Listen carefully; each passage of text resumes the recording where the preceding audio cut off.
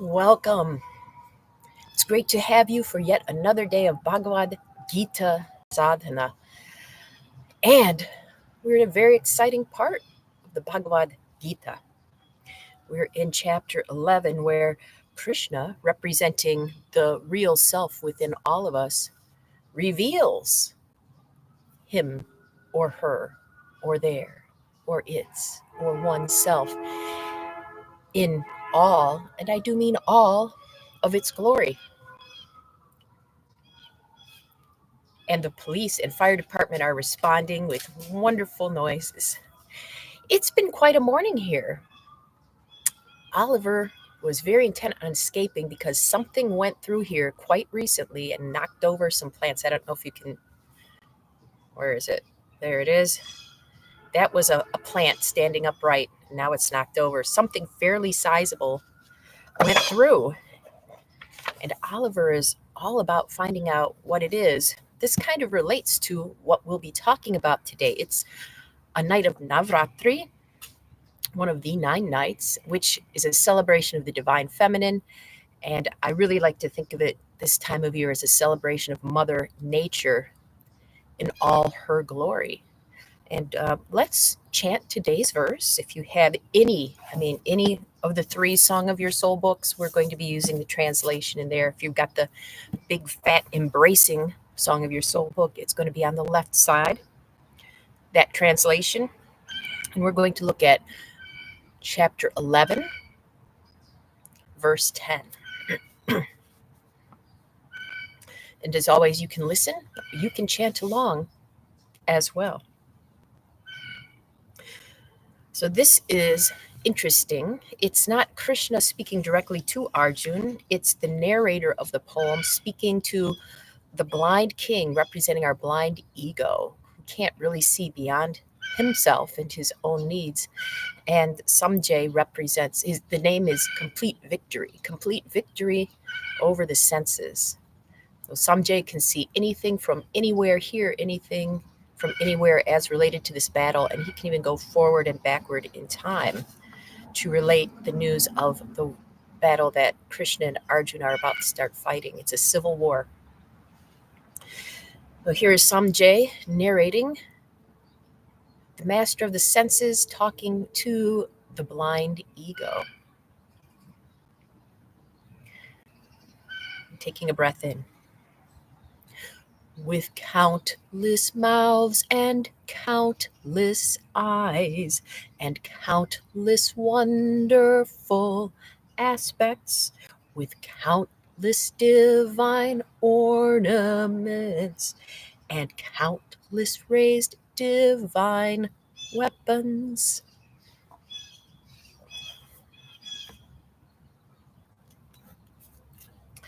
So this is what is appearing as Krishna reveals his true self with the capital S. And Arjun is going, wow. And when anything reveals its very true nature, we might go as well, because there's an interesting mix of reactions we often have. And I think the last 2 lines epitomize that, with countless divine ornaments. So things that make you pretty, things that indicate power, royalty, inherent worth. And then we've got the final line, countless raised divine weapons. And as we think about Navaratri and Mother Nature, and maybe the mother in general, this can really ring true for many of us. I know my mother, I loved her dearly. Boy, did she wear divine ornaments, and she was always splendidly made up to present herself. And she was the scariest person in my life. Don't let mom come for me for any kind of talking to. Yike.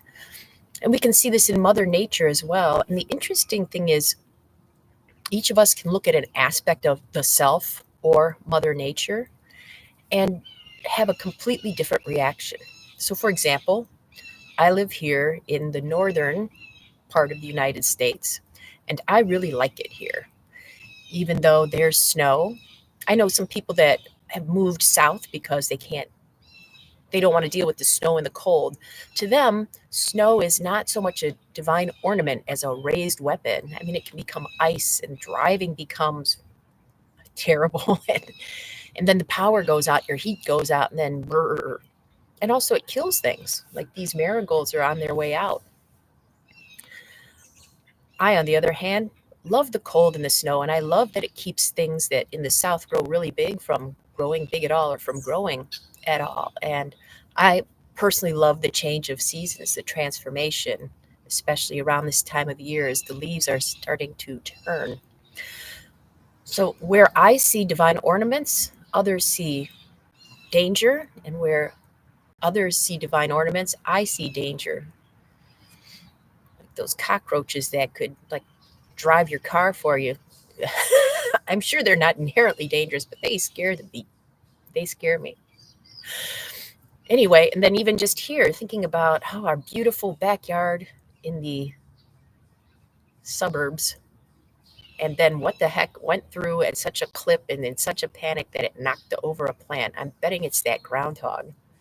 Groundhogs are scary. They're small and scary. Geese, they're scary. Look out, anyhow. So you get my drift. Geese are beautiful too, and their little peeping babies are so divine to look at. But watch out for the wild geese. One runs at you, run away. Run away. They're vicious. They'll peck you to death. So this is something we have to realize when we look at the true self of others. We might see things that we're like, oh, and other people go, ah, and vice versa. And when we look at ourselves, you may be with a partner who sees the parts of you that you find horrible and really loves you for them. And then vice versa, things you think are charming, like sometimes pulling a practical joke in an inappropriate location. Not that I would do that, other, other people might not. When we have the eyes of equanimity, we see all things equally.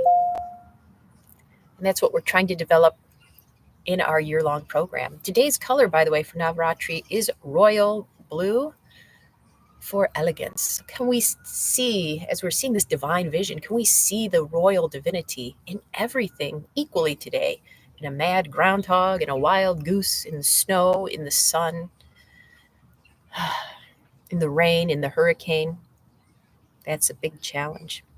Well, let's do our practice and notice what happens.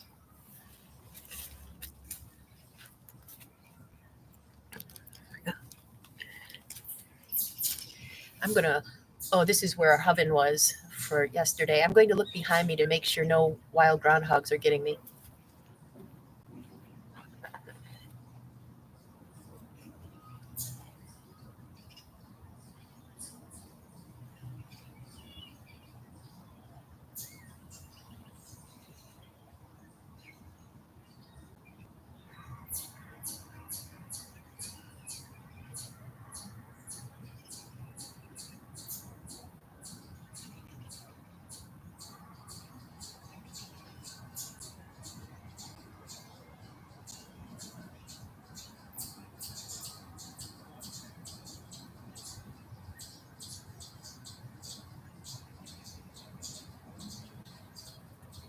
Switch sides.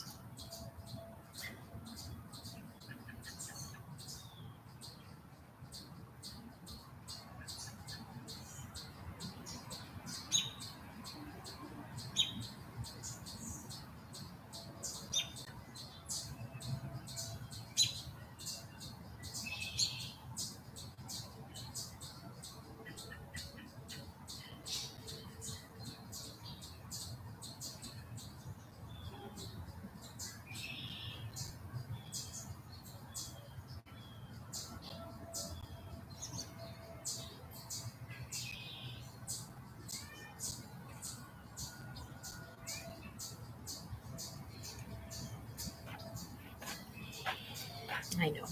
And coming back. I don't know if you can hear that racket out there, but there's something out there. Hopefully the coyotes are sleeping right now. I'm optimistic about that. They're beautiful too, and they can also be Kind of scary. Let's spend 5 minutes reflecting. When we look around us today, look at people today, look at ourselves today, what are we going to see? The divinity or the danger? Find out.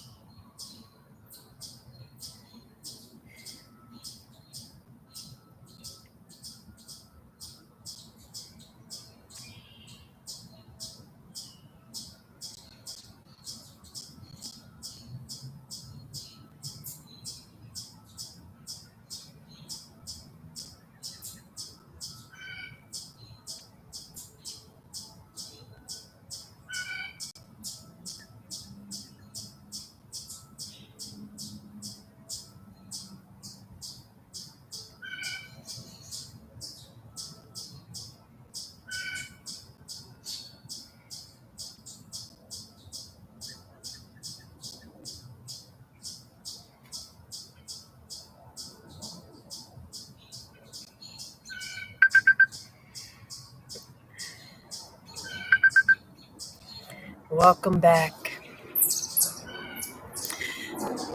Today's practice is dedicated to Cathy, to Oliver, and also to Nico and his family. May you find something divine in your time at Kalahari. May you find something divine in your day as well. And I look forward to seeing you again soon. Until then.